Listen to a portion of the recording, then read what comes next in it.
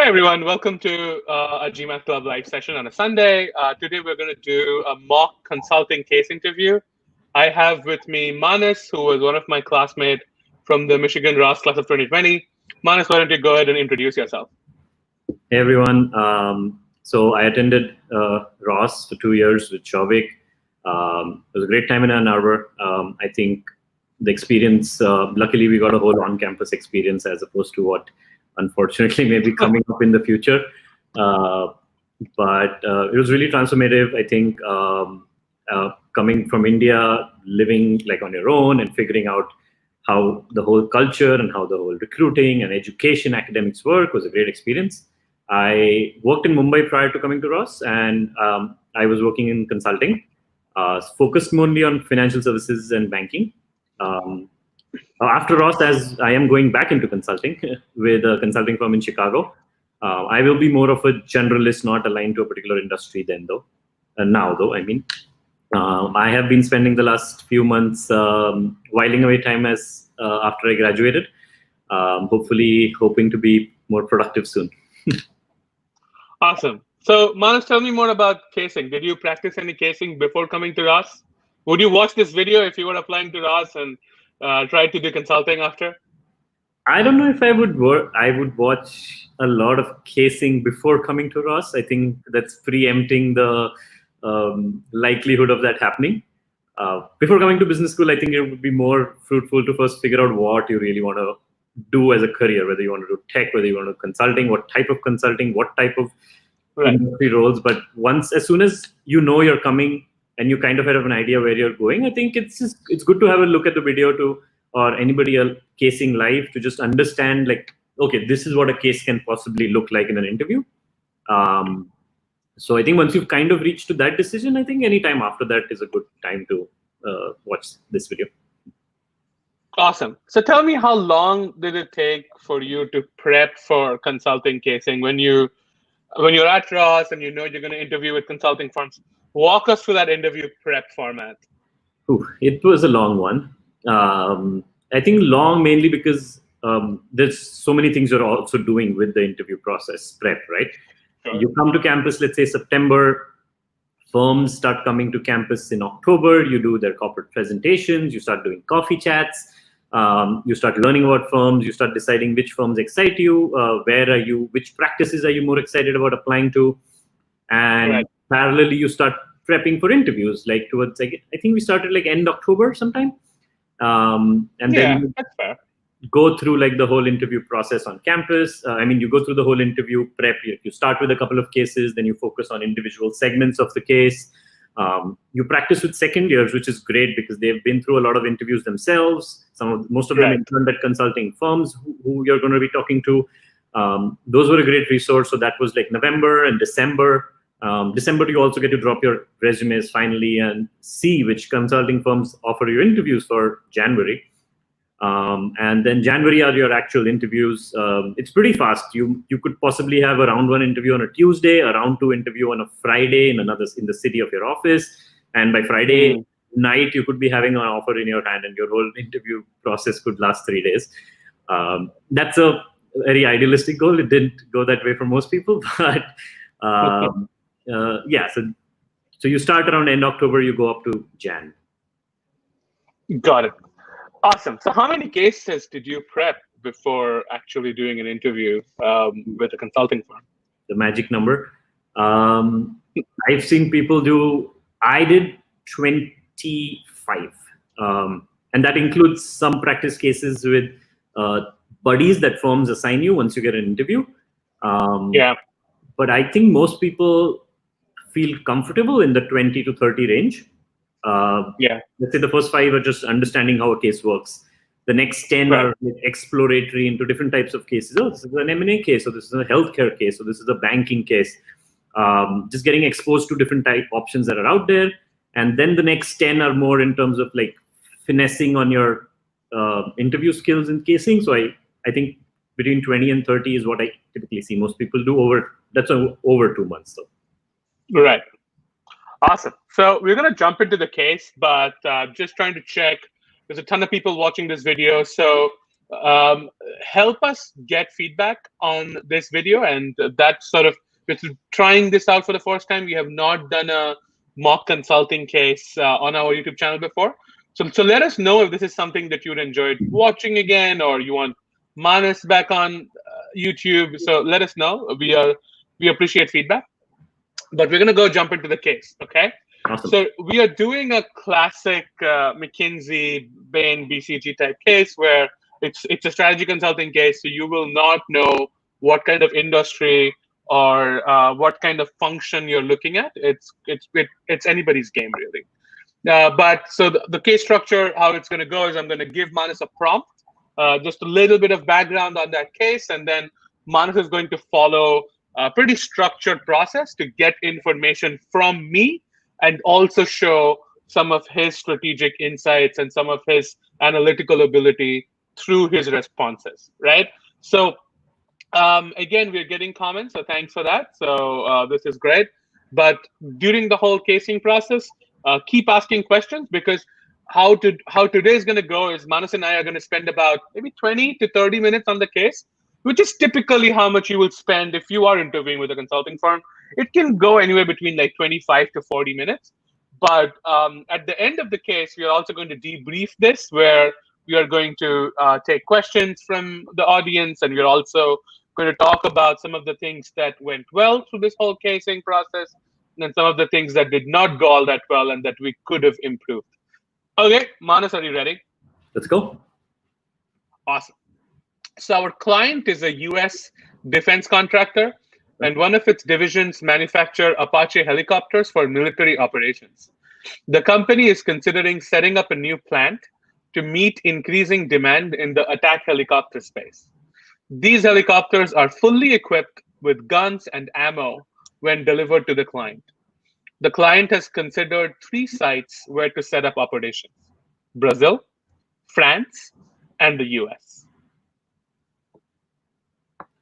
Okay, just to ensure I captured all of that correctly, this case is mainly focused on a type of attack helicopters called Apache helicopters that the client is producing. Mm-hmm. Okay, and they have finalized. They want to open a new plant to supply them, I'm guessing, and they've considered 3 sites that they could possibly set them up in. One is in Brazil, France, and one is in the US. Right. Okay. Have they? And these are the 3 sites that they have decided. That's not much of discussion or open to like another analysis round on where they may do the sites. Sure. No, yeah, we can limit it to these 3 sites only. Okay. And you said they're already operating in the US, right? Do they have plants here already, and they're looking to set up a new one? Yeah, that's a good question. Yeah, they are already set up in the US. They have 3 plants in the US already. Okay. 2 of them are in Kansas, and 1 of them in Michigan, pretty close to us. Okay. Awesome. Do they have any financial targets? I'm guessing the way they want to look at this is they want to set up a plant, they want to supply some amount of helicopters, and they want to earn some profit on that. Do they have any targets to keep in mind for profitability? No targets as of now, but they do want to be able to make money from the whole thing. Sure, absolutely. Okay, so no targets for now. So basically, if we are making profits, which country or which plant will make a more profit is what would be a financial target. That sounds reasonable. Yeah. Okay. I think I have the information I need. So I'm going to take a minute or 2 and just lay down my thoughts, and we can go from there. Sure, sounds good. Awesome. Give me a quick minute.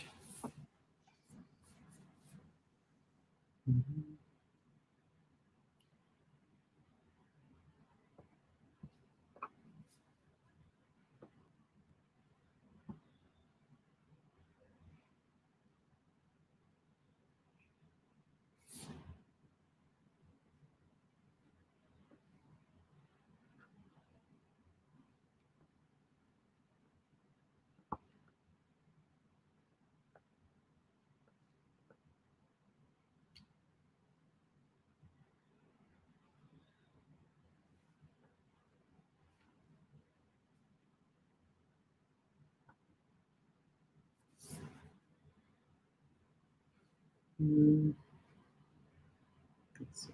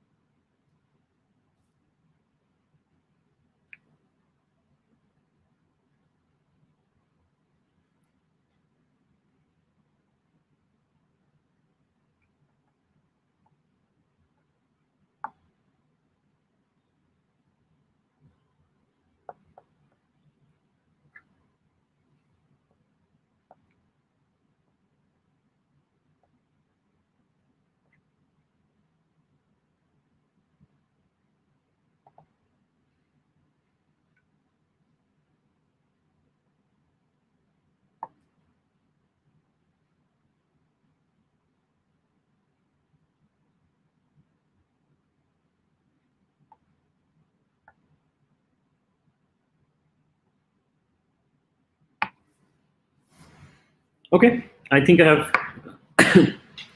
some pointers written down on how we could analyze this particular problem. I want to analyze three particular buckets. One is the financials of doing this investment. Second is the operational capabilities and complexities that we have. And third is around the economics or like the political situations in different countries and what are some of the risks that may come up if we looking at this as a new investment. So on the financial side, I think obviously revenue and cost are two things we want to look at. In terms of revenues, we first like to understand what the demand is for such helicopters. And that would come from who our customers are. I'm guessing they're defense helicopters, so most likely our customers are going to be like government budgets who spend on like defense, like the US Army or even other country armies. I don't know how, if that would change where we particularly place a factory in, because I'm guessing this is confidential, secret, and not everybody would like to buy the same helicopters from everybody. So that could be a little tricky to understand how many helicopters we may potentially sell. Around the selling price per helicopter, I also think like this would not be like a one-time purchase. It will be spread out over a time horizon. So we need to understand what revenues we are getting over what time period. In terms of cost, I think there could be three large costs. One would be the one-time cost, which we will need to set up a particular factory itself.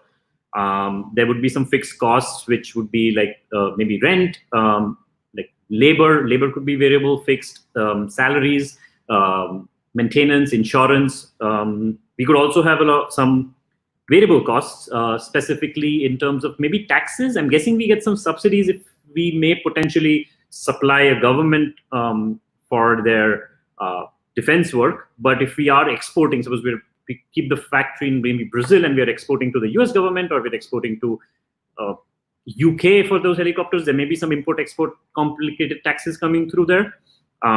So I guess that could be one of the components of money that we need to look into. My second bucket is around the operational complexities that may arise.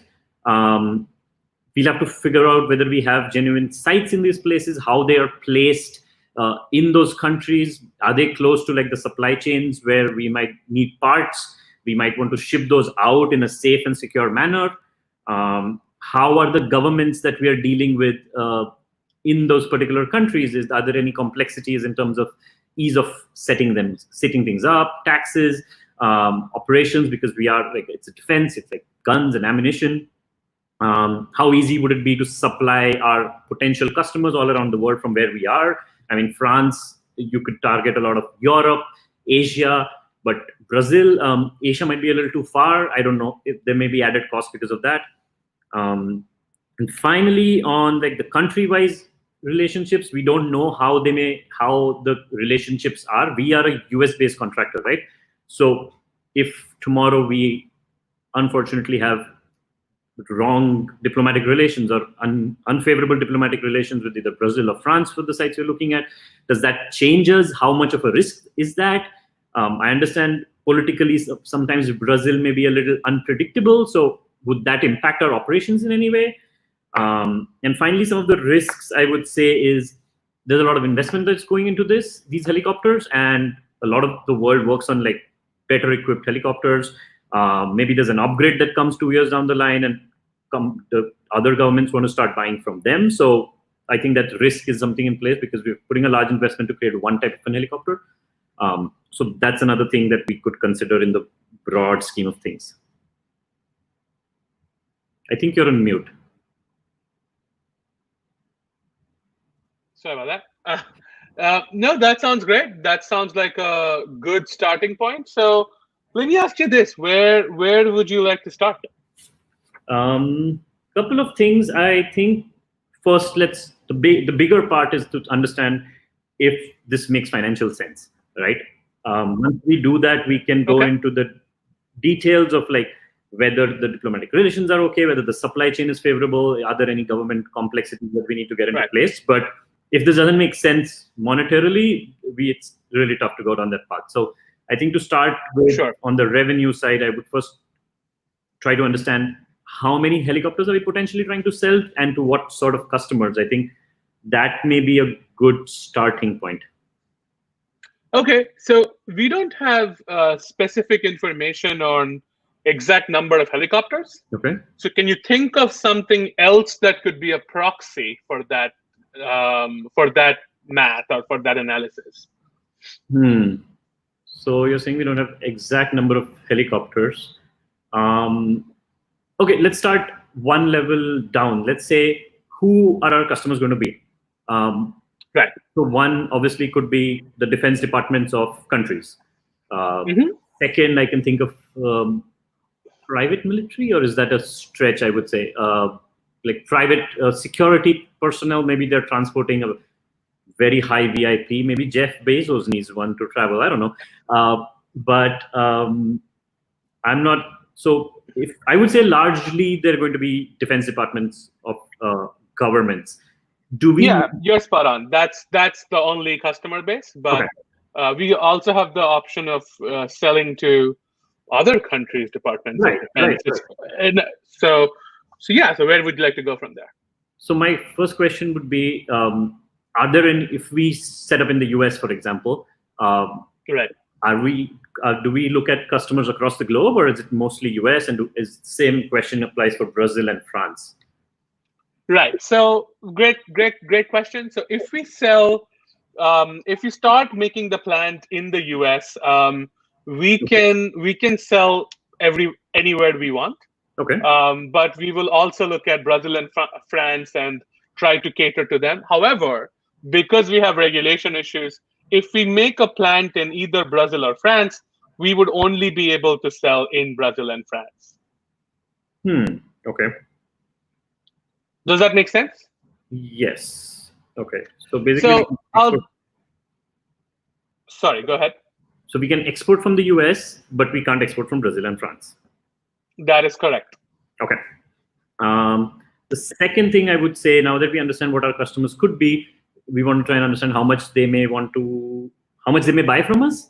And you're saying number of helicopters is a number we have, but I know, for example, defense, the whole budget of defense is a very big, hotly debated topic across the world.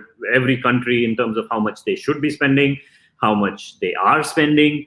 And I know the US, for example, definitely has one of the highest budgets in the world. So they could potentially have a larger piece of the pie for us. Right. Is that something we can explore? I'm guessing the US has a large budget and Brazil, France have medium to smallish budgets in comparison to the US. Is that something we could explore? Yeah, that makes sense. So our defense, I have some information on like defense budget, which you can use as a proxy. Oh, okay. So for example, we have budget for the next 5 years. So in the US, that budget is $100 billion. For Brazil, that budget is $15 billion. And for France, that budget is $10 billion. And just referring back to our other discussion, if we make a plant in the US, we can aim at getting 20% of the budget from the US Department of Defense. And as I mentioned, because we can't really import from other countries, we get 0 from Brazil and we get 0 from France. However, if we make the plant in Brazil, we can get 20% of US's Department of Defense budget, Okay. and we can get 50% of the budget from Brazil itself. 50. But 50, yes. Okay. And 0 from France. And All right. finally, if we make the plant in France, we get 20% from the US, Okay. 0 from Brazil, but 50% from France. Because I think this could explain that Brazil and France are not really that friendly. So that's how it's going to go if we look at these three different scenarios. Okay, this is interesting. Let me quickly just look at the numbers and understand this data. Okay. So on the top of it, it seems like wherever we build the plant, we are definitely getting 20% of the US budget, which is a straight 20% That's correct. $100 billion budget. So that's 20 billion for sure. That's like a fixed revenue, if you will. That'll be like a fixed revenue, either option that we look at. Right. But we get additional revenue if we set up in Brazil or France, which is 50% of their budget. Now, Brazil's budget is higher than France. So I'm guessing that from a total revenue standpoint, I can find the actual numbers, but looks like Brazil might give us the maximum revenue out of this. But we also have to analyze costs to really know like what the setup costs look like and what the variable cost taxes look like to really come to that decision. But I'm going to go ahead maybe right now and just get the revenue numbers out, and then we could potentially move up to analyzing the costs for them as well. Sure, that sounds good. Okay, just let me lay this out. Give me a second. So we're looking at revenue number calculations.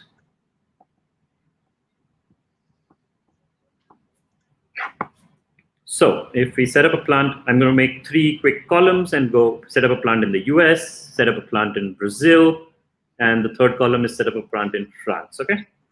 And I'm going to start with the US. So if we set up a plant in the US, we can gain 20% of the US budget, which is 20% of $100 billion. So our total revenue possibility is going to be $20 billion. Now, if we set up a plant in Brazil, we will get the same $20 billion from the US, but we will also get 50% of Brazil's budget, which is $15 billion. So half of that is 7.5. So we will make an additional 7.5 billion. So we will, if we set up the plant in Brazil, we will make $27.5 billion. And moving that sounds about right. Moving to France, we will again make the $20 billion from the US. Plus, we will make 50% of France's $10 billion budget. So that's another $5 billion. So our total revenue from France is going to be $25 billion. Okay. So unless we have any other revenues right now, at least these are the revenue figures that we can consider, which puts Brazil on the top. But I'm guessing there will be cost implications which may change our analysis. So do we have anything else in terms of other revenues, in terms of like supplies, maybe parts, or like anything that can potentially add on to this? We don't now, but those are definitely things we can explore later. Okay.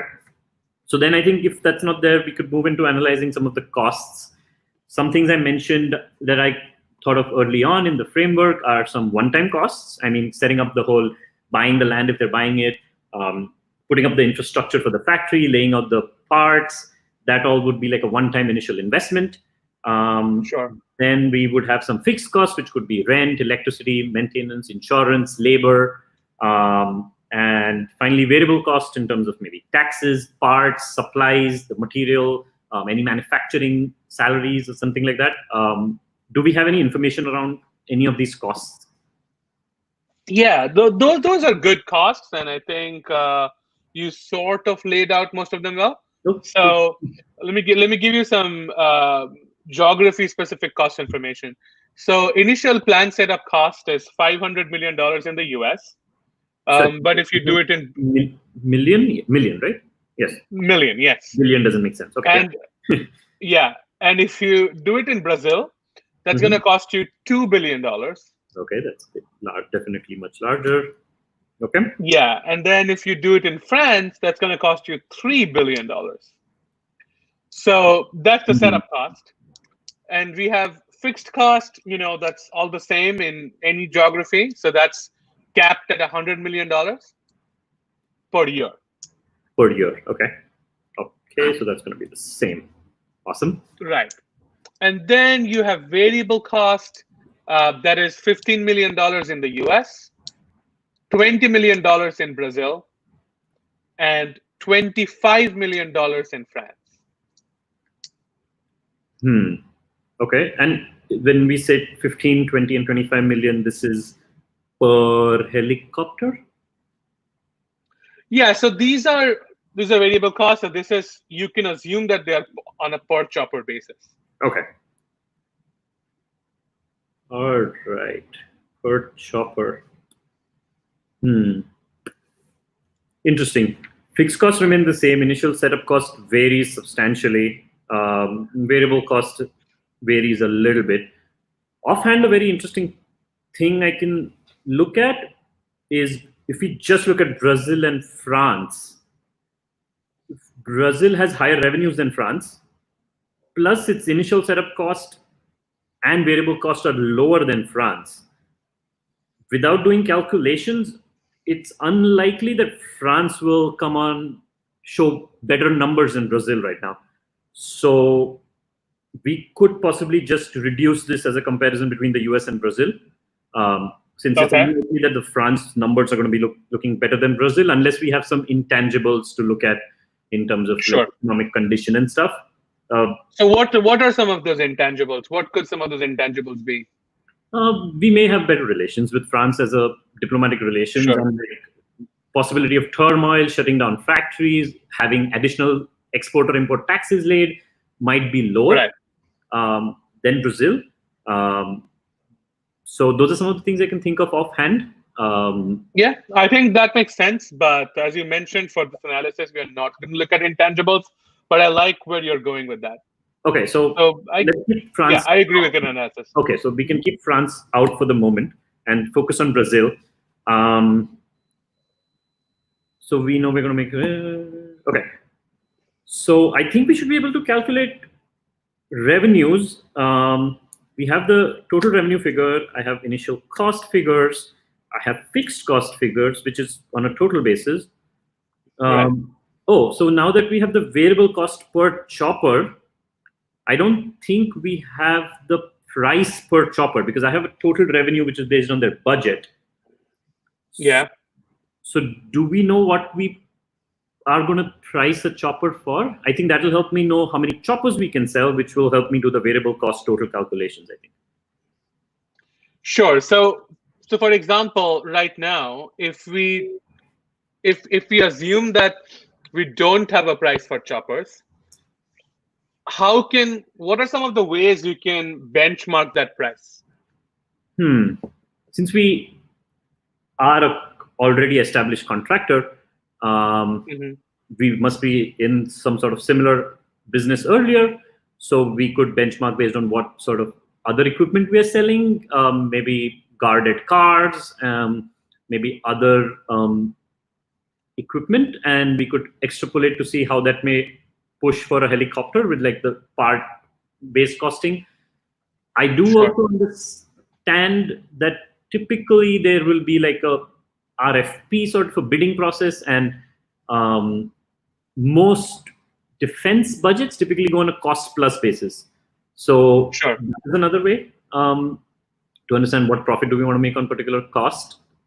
And I think those are the couple of ways I think we could possibly price them. Okay, so that makes sense. So right now, let's not assume that we are going to assume a price for the chopper. So instead of doing that, let's try to see how many do we need to sell in order to break even, right?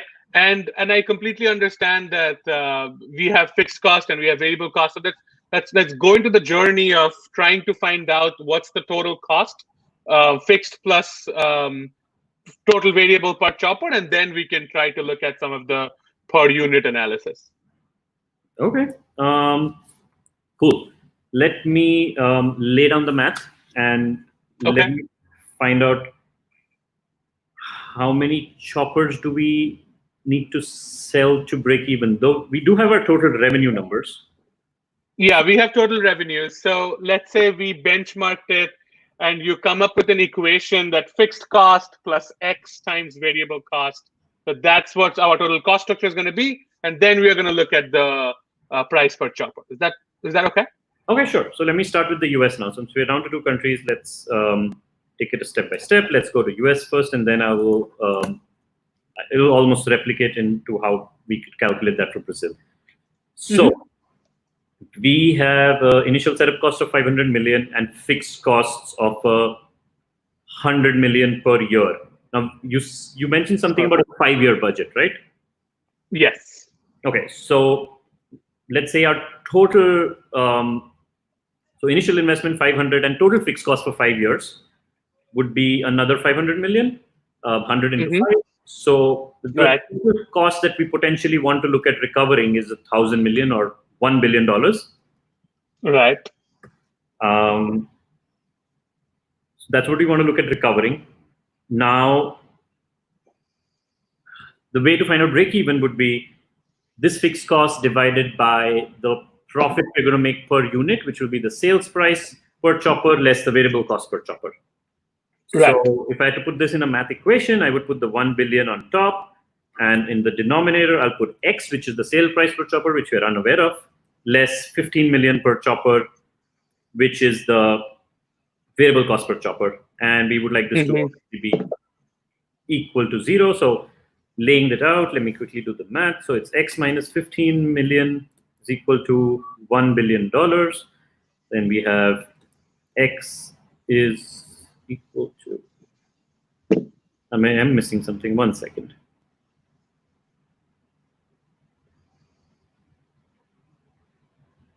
The sale price per chopper. So there are two unknowns actually. Because we also don't know the number of choppers. Right. So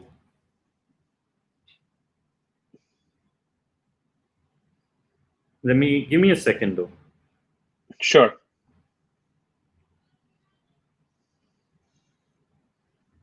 The contribution per chopper, so we don't know this number. Unless we know the selling price per chopper, I wouldn't know how many units I would need to break even, right? I have two unknowns. No, you wouldn't. Correct. So how about we do some analysis and we have some idea on how much we can get per chopper, but the different countries have different rules. For example, the US has some certification prices because they just won't allow any chopper to fly on their sky. So we did some competitive benchmarking and figured that we may be able to sell it for $100 million. But if you sell it in the US, then they will need a $15 million per chopper certification price. So that needs to be added to your costs.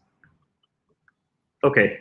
Let me get this. Let me ensure I got that right. So we believe we could potentially sell the choppers for $100 million, and if we import them in the US from either Brazil or France, we are paying another 15 million per chopper in terms of certification or import sort of taxes, right? Yes. Okay. So that if we plug that information into our original numbers, we might be able to figure out. We should be able to figure out what profit we're getting from the US and Brazil. Okay, that sounds good. So let me go back to the US calculations now. We have a potential revenue of $20 million and billion dollars, and we know that we could potentially charge 100 million per chopper. So we are looking at 20 billion divided by 100 million per chopper. So I'm just going to quickly figure out how many choppers that is. So we're looking at 200 choppers to sell in the US. Let me quickly just do that same calculation for Brazil as well in terms of the revenue. We're potentially looking at $27.5 billion of revenue. And that would mean, since it's $20 billion is 200 choppers, 27.5 billion will mean 275 choppers, assuming the 100 million remains the same. Coming to the costs, for 5 years, the US will have an initial setup cost of 500 million, like we discussed, and a total fixed cost of 500 million, which will be $1 billion of initial investment plus fixed cost. And Sure. we have a variable cost of 15 million per chopper. And now we know that we have 200 choppers that we could potentially sell in the US. So 15 million into 200, that would be our total variable cost for the 5 years. So let me do that. That's 30 million and into 100, 300 million, and that's $3 billion. Right. Okay. $3 billion. So let me finish the calculation for the US before I head off to Brazil. The revenue is 200 billion. Sounds good. Our initial cost is 500 million. Our fixed cost is another 500 million for 5 years, and our variable cost is $3 billion. So that's 3 plus 5 plus 5, which is 4 billion in total costs, less 20 billion. So we're looking at a profit of $16 billion if we set up the plant in the US. Now, when we go to Brazil, our initial costs are a little higher, which is $2 billion. Fixed costs remain the same at 500 million for 5 years. So that's a total of $2.5 billion in terms of initial and fixed cost. And now looking at the variable cost, we are going to charge, it's going to be $20 million per chopper, but you also said there's a certification fee for 15, right? Okay. That is correct. So another 15 million per chopper. So now we're looking at a variable cost of 35 million per chopper, which is substantially higher. Let's see how this calculation goes. And we are working on 275 choppers. So let me quickly, I have a rough sheet made here. I will quickly do the 275 into 35, just to make sure I don't miss up on the math. No, that makes sense. 35. Just give me a quick few seconds and I will get this. Sure.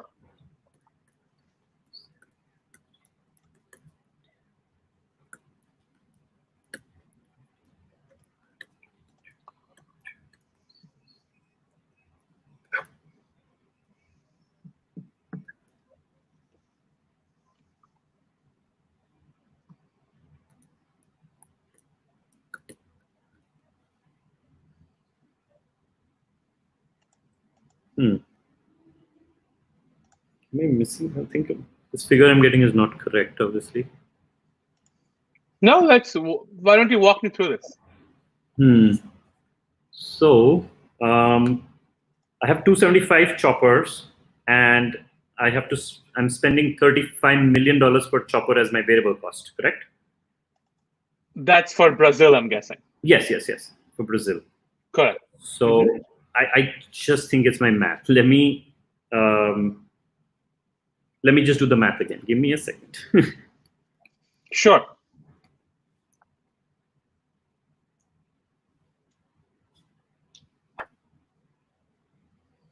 So we have a 0, 5 to 10, carry over 15. And this is completely fine, by the way. I think you're in the right place. All good. Okay, thank you. All right, so we have 5,500 million. That is 5 billion, and then we have 275 into 15. By the 75, 7, 7, 75, 90, 105, 10, 30, 40. So that is 4 billion. Okay.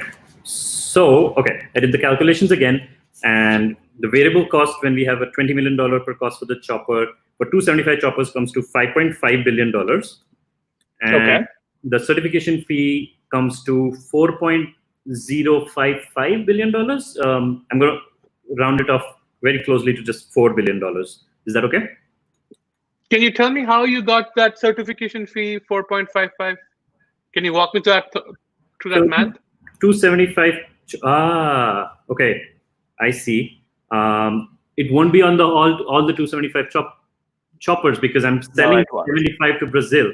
So I only charge the ones I'm importing into the US, which are 200 choppers. So that's that makes sense.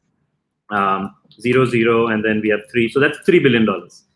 Great. That's where I was flipping. Okay, so we have $5.5 billion in variable costs and $3 billion in certification. So our total variable cost is $8.5 billion.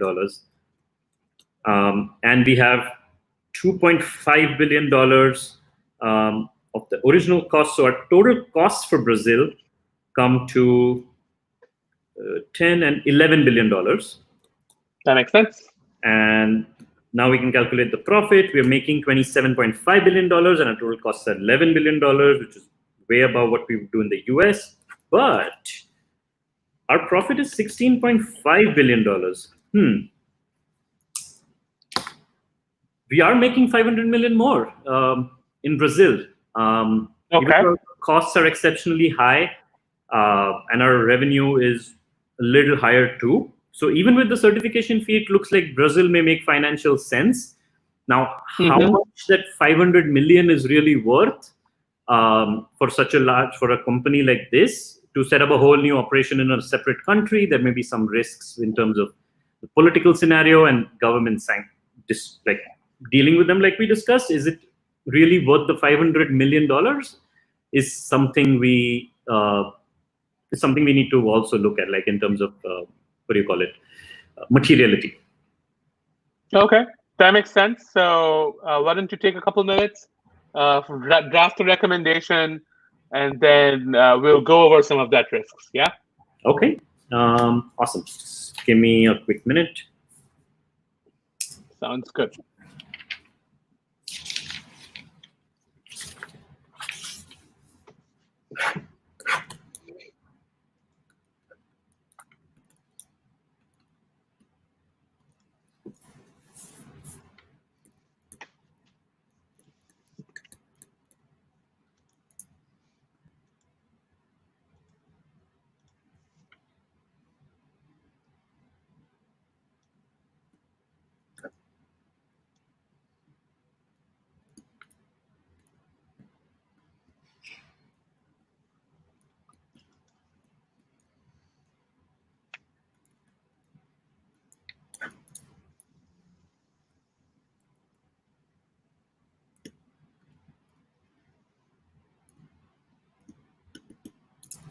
Okay. So in terms of a recommendation, I think based on the financials we have, investing in a new plant in Brazil makes more sense since our profitability over 5 years is going to be $500 million more. Sure. A couple of the risks that I think is that Brazil is definitely a new country. There could be political risks. There could be risks in dealing with the government and the processes they have in terms of setting up a new operations. We need to understand that is worth the extra $500 million over the US. There will be a whole new supply chain setup since we've never been there before. And while we may have factored those costs in, there's a lot of uncertainty over 5 years on how those could go.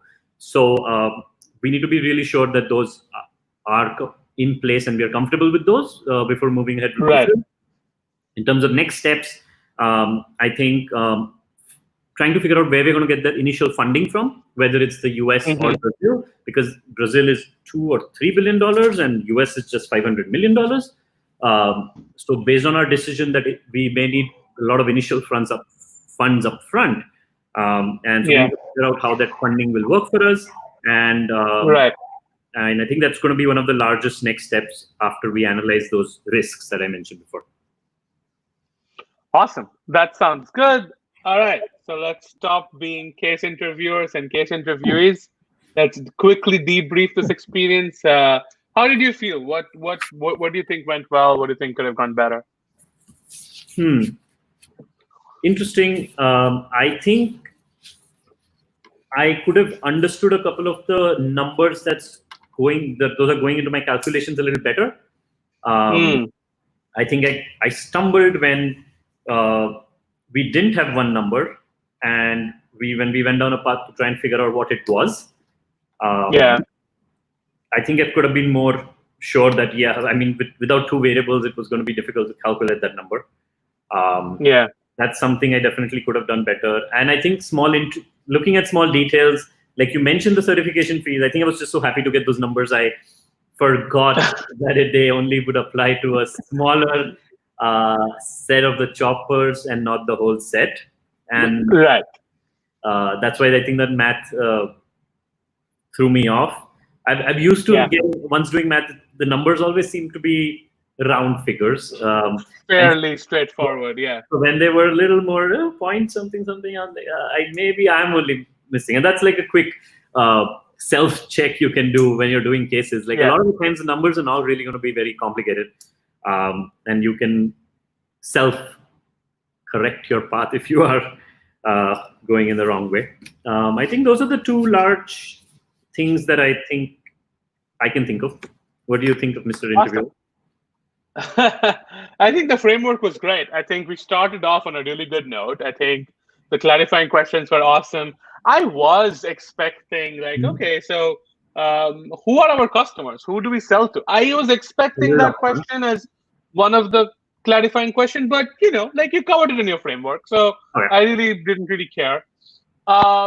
Then I think the framework was nicely laid out with operations and logistics, and everything was fairly separated. And I think one thing that maybe we could have done better is that you started the framework really well, that X, Y, and Z, that's all good.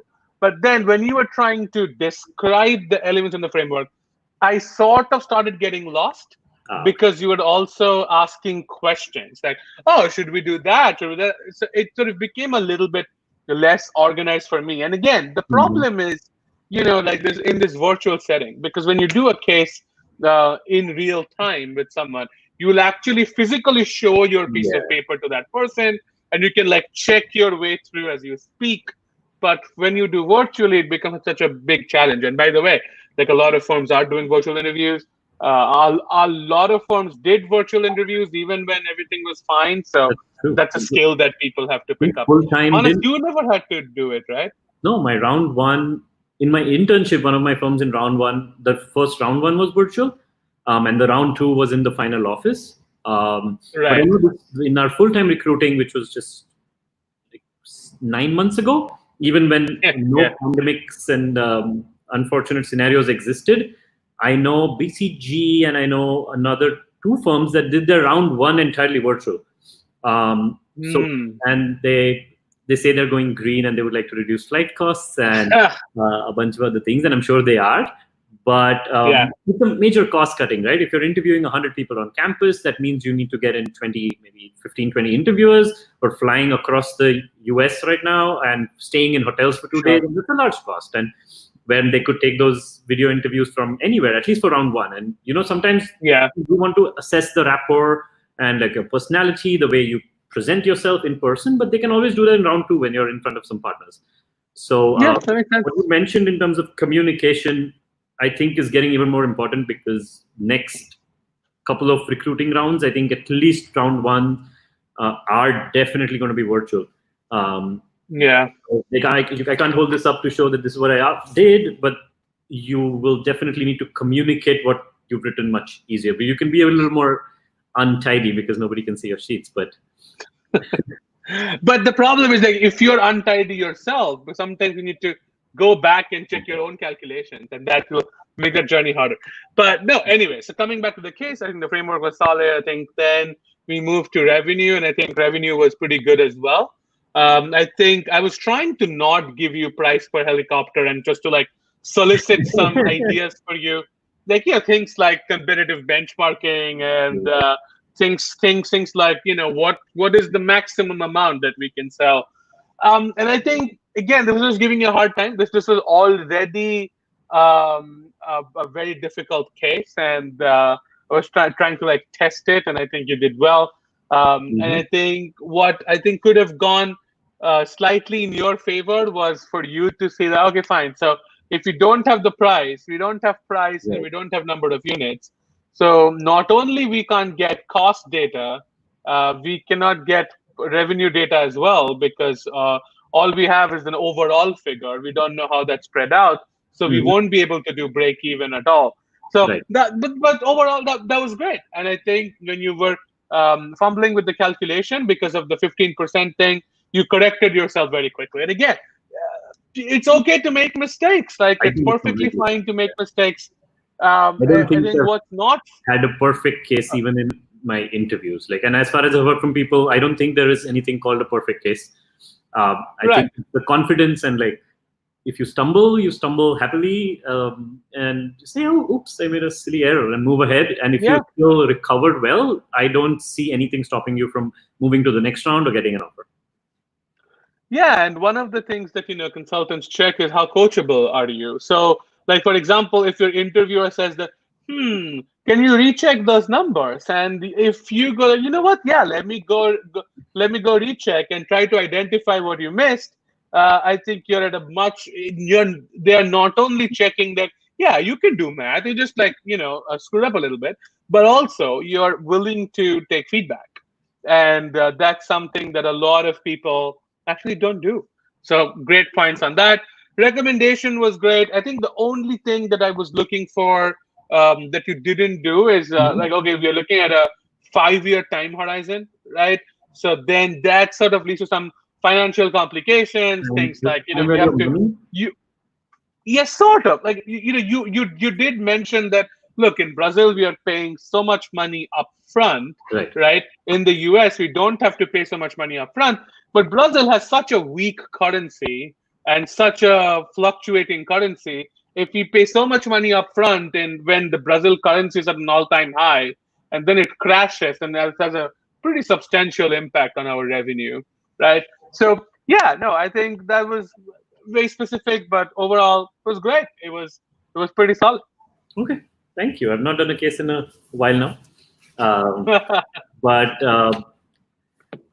so another thing that in business school you typically do is also in the second year, if you've successfully recruited consulting and you're passionate about casing, most schools, and I did that at Ross too, is the option of being like a coach, a peer coach Yeah. for the first year.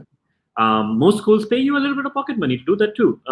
So you could first years could find time with you, and you could give them a case based on your experience in receiving cases, doing interviews, and prep them. And I luckily got that opportunity at Michigan, and I was able to meet so many more first years than I would have typically because of this. And I also got to see maybe 50 or 75 different people doing cases, and how frameworks matter from everybody, how everybody's math is a little different, how they think about the math is different. So there's no biggest learning I had was there's no unique one way to do a case. But how you come off, I think the two things that I think would definitely work is your interview is going to be a manager, right? Maybe or above. Would he like you on their team? Are you intellectual, and can you have a great conversation with them? And can I put you in front of a client, or him or her? And if I stumble them saying, "Oh, maybe that's not right," or client asks tricky questions, how do they handle themselves? Correct. Be able to showcase these in the interview with or without good math and okay content. It's a very positive tick mark. That makes sense. No, I agree. Again, you're the expert here. I recruited consulting, not remotely as seriously as you. With outcomes really speak for themselves. But anyway, but this was awesome. So thank you so much for joining, Manas. This was great. By the way, if you want sessions like this, hit the like button, subscribe to the channel. We keep doing stuff like that. We have not done a mock consulting case. I've been trying to pester Manas for a long time before he finally agreed after he got a haircut. But this was awesome. Thanks so much for joining. Tune in next week where we'll have more sessions. But yeah, have a great day at Chicago, Manas. Thanks, Shovik. See you. Awesome. Thanks. Bye.